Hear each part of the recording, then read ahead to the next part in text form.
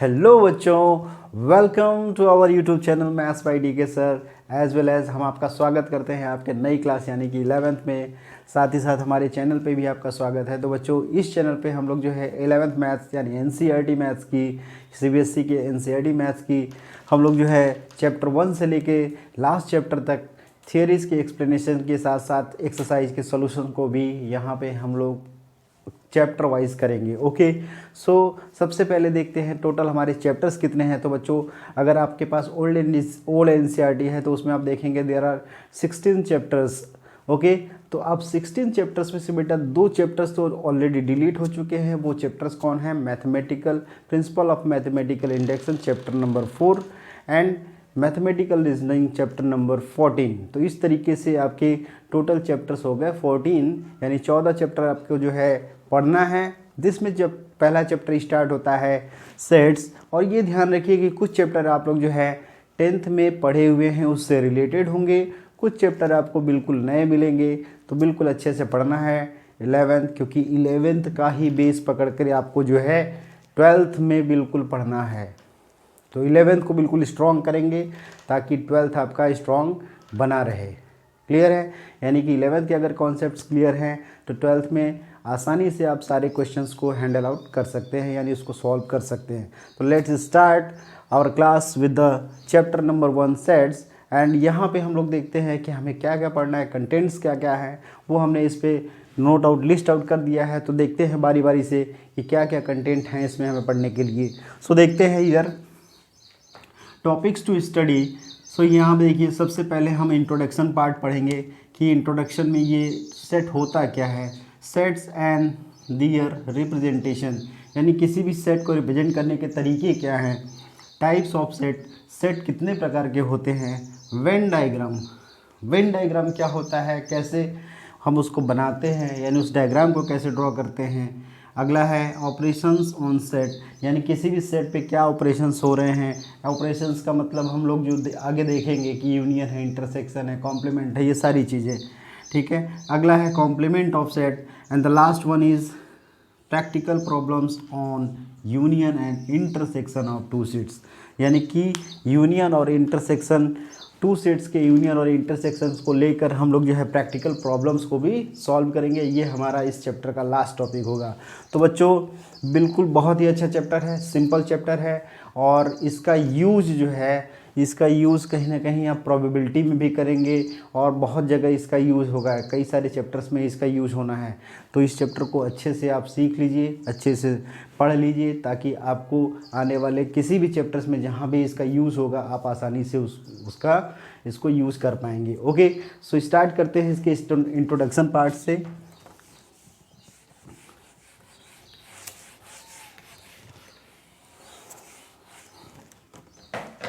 So introduction में बेटा हम लोग जो है इसका डेफिनेशन देखते हैं, डेफिनेशन ऑफ सेट। तो डेफिनेशन ऑफ सेट देखते हैं हम लोग। देखिए क्या है डेफिनेशन ऑफ सेट। सेट क्या होता है? A set is well defined, a set is well defined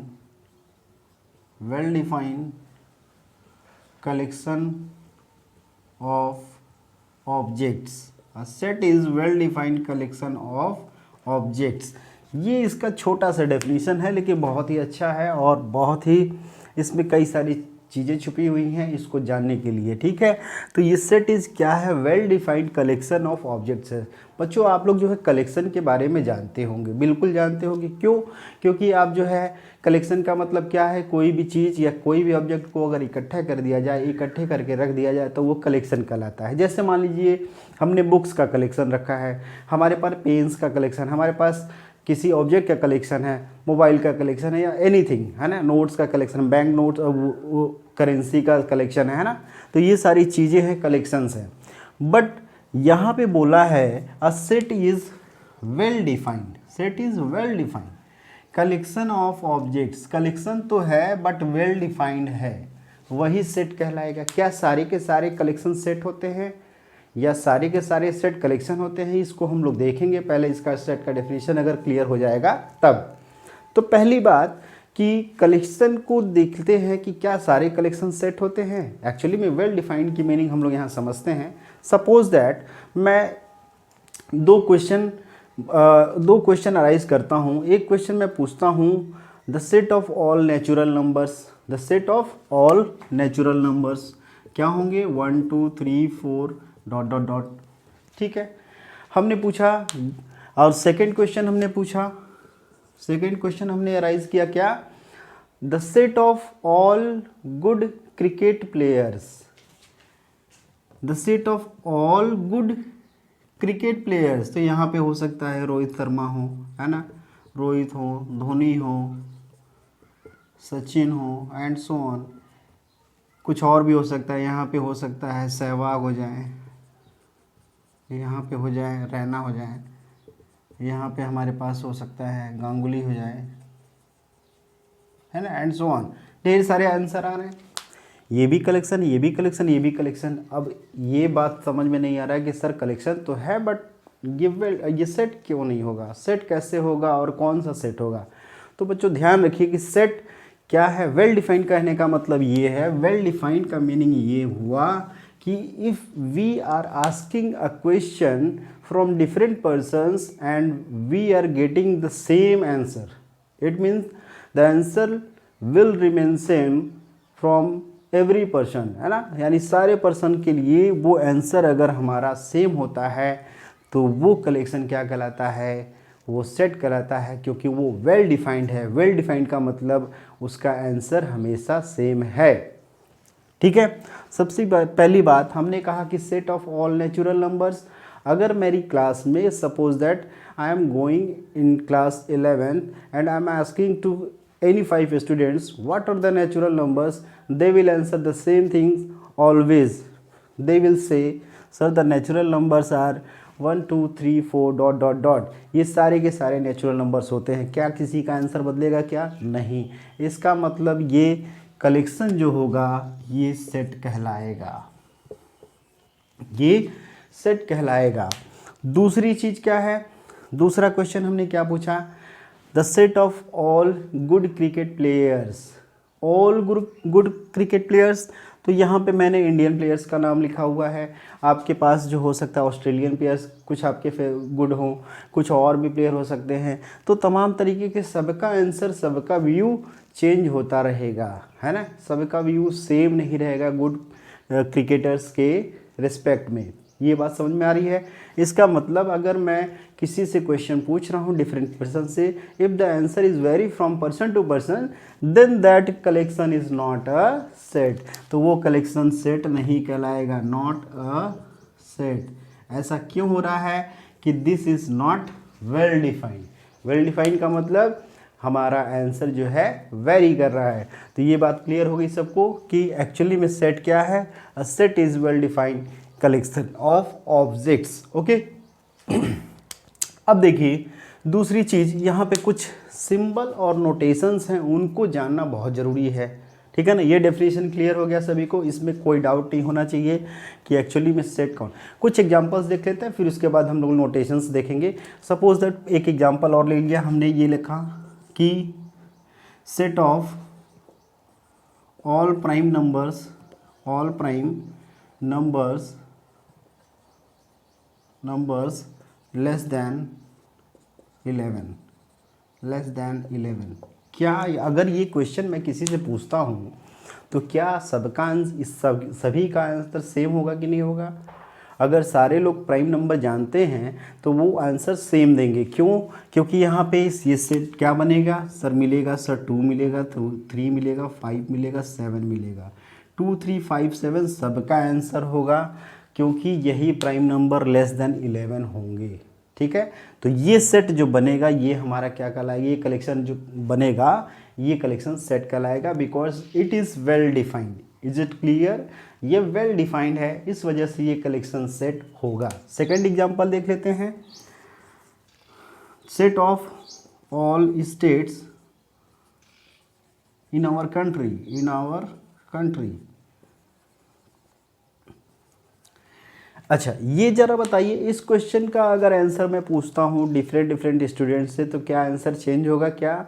अगर मैं ये जानता हूँ कि there are 28 states in our country, तो वो आंसर सबके लिए सेम होगा, किसी का आंसर चेंज नहीं होगा, यानी किसी का व्यू उस आंसर के लिए चेंज नहीं होगा कि 28 होगा, कोई बोलेगा 30 होगा, ऐसा नहीं है। सारे के सारे आंसर्स होंगे 28। सो इसका आंसर अगर 28 होगा तो मैं कहूँगा कि ये कलेक्शन जो क्या है, ये सेट है, ये भी सेट है, ये भी सेट है।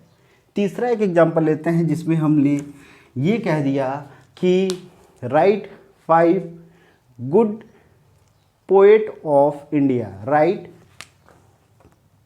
राइट और simply set of 5 good poet of India, यानी इंडिया के 5 पोएट्स का सेट बताना है। अब ये देखिए, ये पोएट्स का जो है यानी उनका नेम जो है सभी पर्सन के अकॉर्डिंग डिफरेंट होगा, है ना। अगर मैं किसी 5 पोएट्स को जानता हूँ तो उनका नाम मैं कुछ अलग बताऊँगा, कुछ अलग पर्सन कुछ अलग बताएंगे, डिफरेंट स्टूडेंट कुछ अलग बताएंगे। सो ये कलेक्शन तो है but this is not a set, this is not a set, क्योंकि it is not well defined, it is not well defined. तो ये बात क्लियर हो गई सबको, वेल डिफाइंड कैसे होगा और नॉट वेल डिफाइंड कैसे होगा। तो इस तरीके से हम सेट के डेफिनेशन को यहाँ पे क्लियर आउट करते हैं, ठीक है।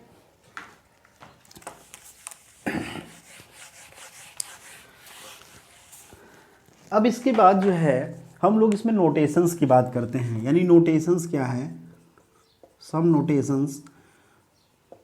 तो ये बेसिक सी चीज़ है, ये आप लोग क्लास 9th और क्लास 10th में ऑलरेडी कर चुके हैं, जिसमें हमें पता है कि कैपिटल N को नेचुरल नंबर से रिप्रेजेंट करते हैं, यानी set of all natural numbers, set of all natural numbers. Capital W whole numbers, set of all whole numbers, यानी इसमें आप सारी चीज़ें ऐड ऑन करते जाएंगे, सेट ऑफ ऑल। और तीसरा है Z integers, set of all integers, यानी कि ये हो जाएगा सेट ऑफ ऑल इंटीजर्स। ये रिप्रेजेंट करेगा Q क्या होता है, rational numbers, rational numbers. T क्या है, irrational numbers, irrational numbers. Capital R क्या है, कैपिटल R है आपका रियल नंबर्स, रियल नंबर्स।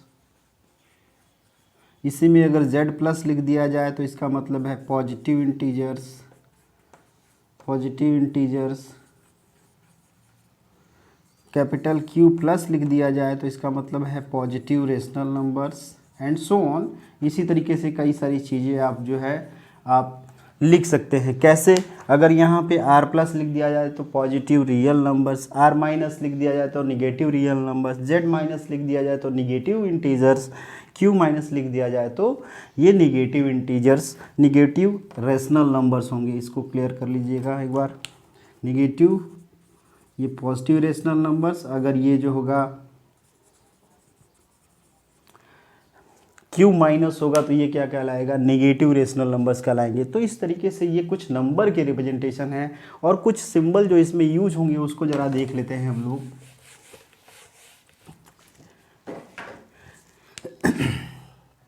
ये सिंबल है जो आपका एप्सिलॉन सिंबल टाइप का होगा, ग्रीक सिंबल है एप्सिलॉन, इसको हम बोलते हैं, इसको पढ़ते हैं बिलोंग्स टू, इसको पढ़ते हैं बिलोंग्स टू।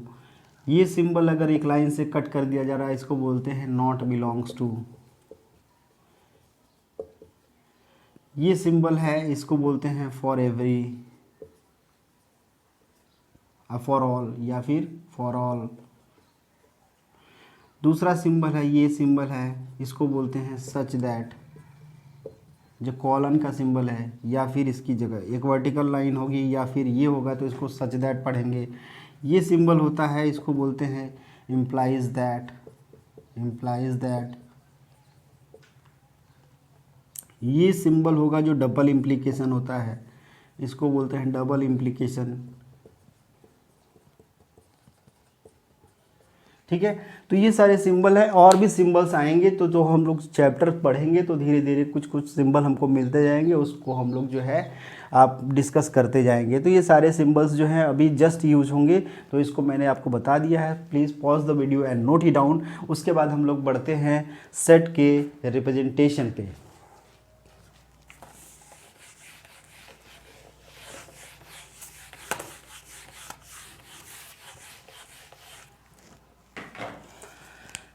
सबसे पहले देखते हैं सेट को कैसे लिखा जाता है। किसी भी सेट को लिखने का तरीका क्या होता है बच्चों, तो किसी भी सेट को लिखने के लिए हम लोग जो है इंग्लिश अल्फ़ाबेट के कैपिटल लेटर का यूज़ किया जाता है। यानी कि a set is always written by, a set is always denoted by capital letter of English alphabet.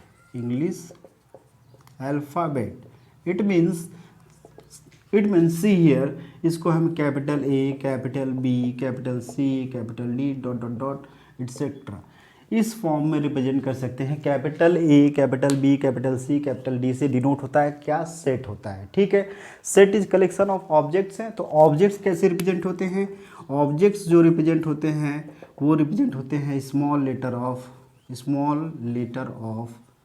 English alphabet, यानी कि ऑब्जेक्ट्स को हम कैसे डिनोट करते हैं, small letter of English alphabet. ये होते हैं small A, small B, small C and so on. ठीक, अब ये दोनों चीज़ें तो हो गया कि इसको डिनोट कैसे करते हैं। अब किसी भी सेट को लिखते कैसे हैं, किसी भी सेट को लिखने का तरीका होता है कि always a set is written equals to का साइन के बाद एक करली ब्रैकेट हम लोग लगाते हैं जो दोनों साइड से क्लोज्ड होता है, यानी इधर से क्लोज होगा, इधर से क्लोज होगा। यानी इस करली ब्रैकेट के अंदर हमेशा किसी भी सेट को लिखा जाता है। ठीक, अब इसके एलिमेंट्स को हम लिखेंगे इसके अंदर जो कि सेपरेटेड बाई कॉमा होंगे। ठीक है, सपोज दैट हमारे पास एक सेट है जो वॉवेल का सेट है, तो इसको ऐसे लिखेंगे A comma E comma I comma O comma U. तो ये लिखने का तरीका है किसी भी सेट को, यानी किसी भी सेट को हम कैपिटल लेटर से रिप्रेजेंट करेंगे, उनके ऑब्जेक्ट्स को हम स्मॉल लेटर से रिप्रेजेंट करेंगे। सेट को लिखेंगे कैसे, करली ब्रैकेट के अंदर लिखना है, और साथ ही साथ उनके एलिमेंट्स को यानी कि उनके ऑब्जेक्ट्स को हम कॉमा से सेपरेट करके लिखेंगे। तो ये क्या हो गया, अब देखिए इन्हीं को हम सेट बोलते हैं, इनको ऑब्जेक्ट्स बोल सकते हैं, मेंबर बोल सकते हैं, एलिमेंट बोल सकते हैं। ठीक है, यानी ये सारे के सारे क्या हैं, ये ऑब्जेक्ट बोला जा सकता है, मेंबर बोला जा सकता है, या फिर एलिमेंट बोला जा सकता है। ये तीनों की तीनों वर्ड इनके लिए यूज़ होते हैं जो कि सेम मीनिंग डिनोट कर रहे हैं, रिप्रेजेंट कर रहे हैं। ठीक है, कैपिटल ए से सेट डिनोट हो रहा है, और कैपिटल अल्फ़ाबेट से सेट डिनोट हो रहा है, स्मॉल अल्फ़ाबेट से एलिमेंट डिनोट हो रहे हैं। करली ब्रैकेट के अंदर हमेशा लिखा जाता है किसी भी सेट को, और एलिमेंट को हमेशा कॉमा से सेपरेट करके लिखते हैं। तो ये लिखने का बेसिक तरीका है किसी भी सेट को। ठीक है, अब जरा सिंबल का कुछ यूज़ देख लेते हैं हम लोग। Suppose that a set is given which is natural number less than 6, set is given which is natural number less than 6। एक ऐसा सेट है जिसमें नेचुरल नंबर है लेस देन 6, तो ऑब्वियस सी बात है आप क्या बताएंगे सर 1 2 3 4 5 यही सेट होगा जो नेचुरल नंबर है और लेस देन 6 है। अगर मैंने इसमें ये कहा कि आपको भरना है कुछ यहाँ पे बिलोंग्स टू और नॉट बिलोंग्स टू का सिंबल, अगर यहाँ पे फिल करना है तो आप क्या फिल करेंगे,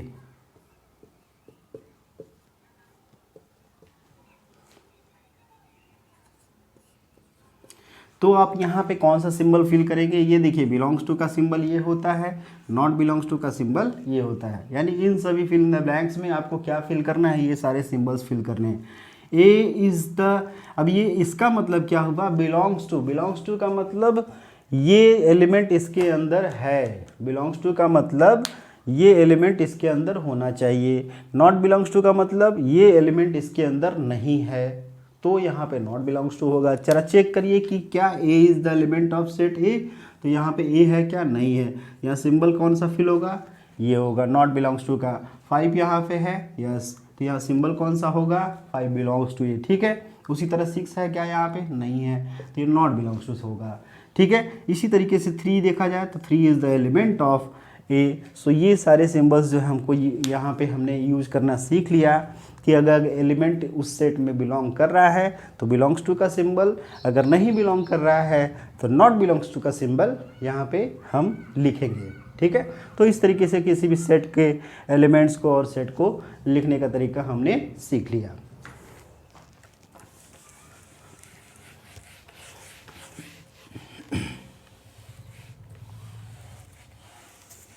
अब जरा देखते हैं and the representation of set, representation of set, representation of sets. दो तरीके के रिप्रेजेंटेशन होते हैं बच्चों। फर्स्ट है आपका roster form, roster form. Second है आपका set builder form, set builder form. बहुत ही इंपॉर्टेंट है, क्वेश्चन आता ही आता है। पहला है रोस्टर फॉर्म, दूसरा है सेट बिल्डर फॉर्म। पहली बात हम लोग रोस्टर फॉर्म को पढ़ते हैं, फिर उसके बाद हम लोग सेट बिल्डर फॉर्म को पढ़ेंगे। रोस्टर फॉर्म क्या होता है, जैसा मैंने अभी लिखा था, यानी कि हमने ये लिखा ए इज इक्वल टू 1 2 3 4 5। हमने ये भी लिखा है दूसरा set A comma E comma I comma O comma U. यही फॉर्म क्या कहलाता है, रोस्टर फॉर्म कहलाता है। तो डिफाइन कैसे करेंगे, यानी कि the roster form in which we list out all the elements together, है ना। लिस्टिंग एलिमेंट्स यानी listing all the elements separately together in the set is known as roster form. तो रोस्टर फॉर्म में क्या होता है, द ऑल एलिमेंट्स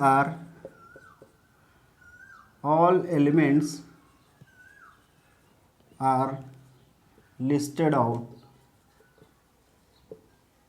टुगेदर, यानी कि सभी को हम लिस्ट आउट कर देते हैं, यानी कि एक लिस्ट बना के इसमें लिख देते हैं, यानी कि कॉमा से सेपरेट करके सारे एलिमेंट्स को लिख दिया जाता है। यही फॉर्म क्या कहलाता है, रोस्टर फॉर्म कहलाता है। अब फॉर एग्जांपल जैसे पहले मैंने लिख दिया first 5 set of first 5 even numbers, इसको देखते हैं अभी। दूसरा मैंने लिख दिया set of 3 first 3 squares of natural numbers, square of natural numbers. तीसरा हमने लिख दिया सेट ऑफ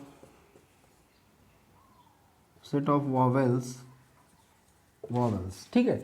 ये 3 एग्जाम्पल हमने लिखा हुआ है। अब ये 3 एग्जाम्पल जो हमारे वर्ड फॉर्म यानी सेंटेंस फॉर्म में दिए हुए हैं, इनको हमें रोस्टर फॉर्म में लिखना है। रोस्टर फॉर्म में लिखने के लिए इनको हम किसी भी कैपिटल ए कैपिटल बी यानी किसी भी अल्फ़ाबेट से रिप्रेजेंट कर सकते हैं एज यू विश, है ना।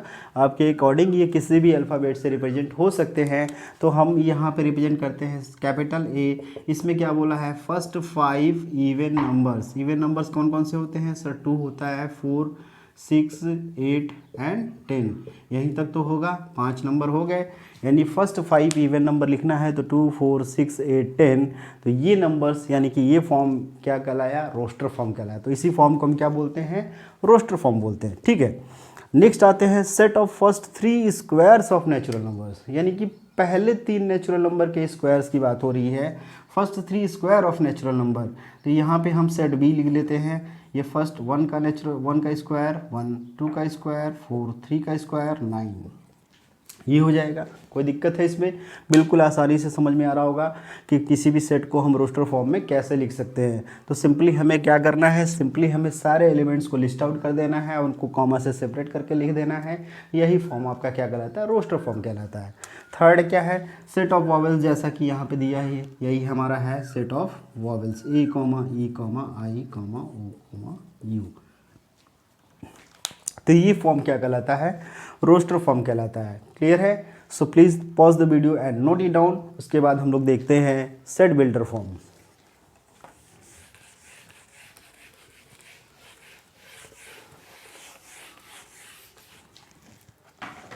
नेक्स्ट है सेट बिल्डर फॉर्म।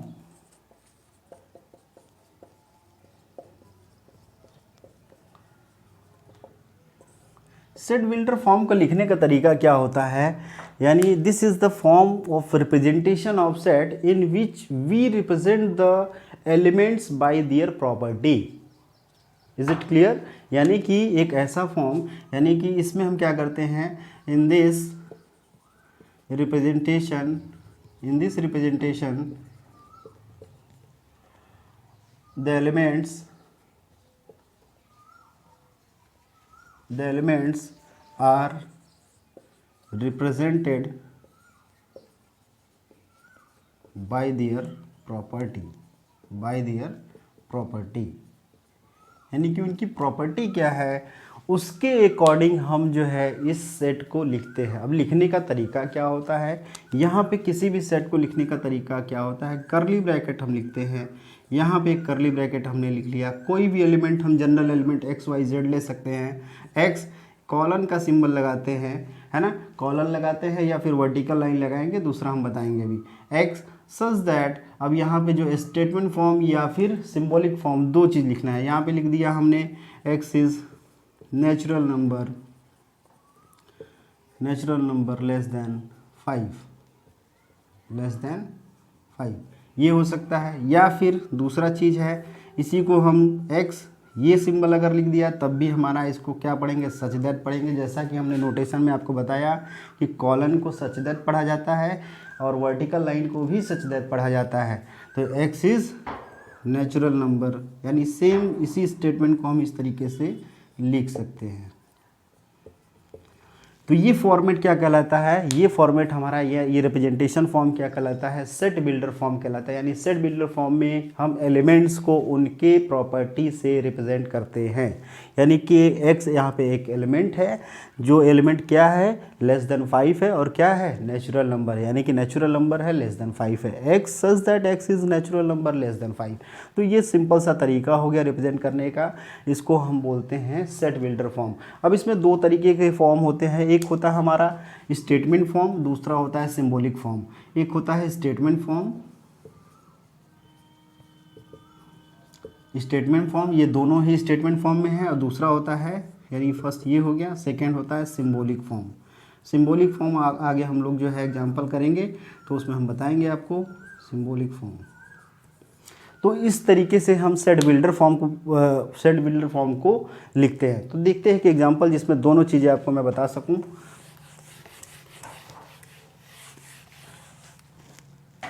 तो एक एग्जांपल लेता हूं, for example set A is x such that x is even natural number less than 10। ये देखिए, ये फॉर्म कैसा है, स्टेटमेंट फॉर्म है। इसको क्या बोलते हैं, स्टेटमेंट फॉर्म। क्योंकि हम जो एक तो ये सेट बिल्डर फॉर्म तो है ही, सेट बिल्डर फॉर्म में भी एक फॉर्म है स्टेटमेंट फॉर्म, क्योंकि इन सारे को हमने स्टेटमेंट के फॉर्म में लिखा हुआ है, x is even natural number less than 10। ठीक है। अच्छा, दूसरा चीज़, इसी को हम दूसरे तरीके से लिख सकते हैं कि एक्स सच दैट एक्स क्या है, नेचुरल नंबर है। कैसा, इवन नंबर। तो इवन नंबर कब होता है, जब एक्स इज टू 2 के टाइम्स, यानी 2 मल्टीपल्स के फॉर्म में होता है, तो उसको इवन नंबर बोलते हैं। तो यहाँ पे एन आर पी क्यू कुछ भी आप लिख सकते हैं। हमने यहाँ पे एन लिखा हुआ है, और इसको एन को हमें यहाँ पे बताना पड़ेगा कि व्हाट इज एन हियर। ठीक है। तो यानी कि इस फॉर्म में लिखने में हमको ये बताना पड़ेगा कि एन क्या है। तो यहाँ पे एन क्या है, एन इज, अब देखिए एन की वैल्यू क्या है, n belongs to capital N. N क्या है, नेचुरल नंबर है, और साथ ही साथ बोला गया है कि ये नेचुरल नंबर लेस देन 10 होना चाहिए। तो इसका मतलब एन की वैल्यू 4 तक ही होनी चाहिए, 4 के बराबर, 4 से बड़ा नहीं होना चाहिए। यानी कि and n is less than 5 से होगा तभी तो हमारा नेचुरल नंबर 10 से लेस देन होगा। क्यों, क्योंकि 5 से लेस देन, देखिए 1 2 3 4, 2 1 जा 2, 2 2 जा 4, 2 3 जा 6, 2 4 जा 8, 2 5 जा 10 से छोटा रखना है। इस वजह से हमने n यहाँ पे लेस देन 5 लिखा है। तो इसी फॉर्म को हम क्या बोलते हैं, सिंबॉलिक फॉर्म बोलते हैं। क्लियर है। यानी कि ये हमारा स्टेटमेंट फॉर्म हो गया, ये सिंबॉलिक फॉर्म हो गया। तो दोनों ही ये फॉर्म क्या कहलाते हैं, सेट बिल्डर फॉर्म कहलाते हैं। तो इस तरीके से हमारा ये रिप्रेजेंटेशन वाला पार्ट फिनिश हुआ, जिसमें हमने सीखा कि किसी भी सेट को कैसे रिप्रेजेंट किया जा सकता है। ठीक है। तो और एक चीज़ और ज़रा ध्यान दीजिए, रोस्टर फॉर्म में अगर हम कुछ बात इम्पॉर्टेंट है कि रिपीटिशन, एक इम्पॉर्टेंट नोट में आप लिख लीजिए, repetition of elements are not allowed. It means elements are written at once. It means elements are written at once.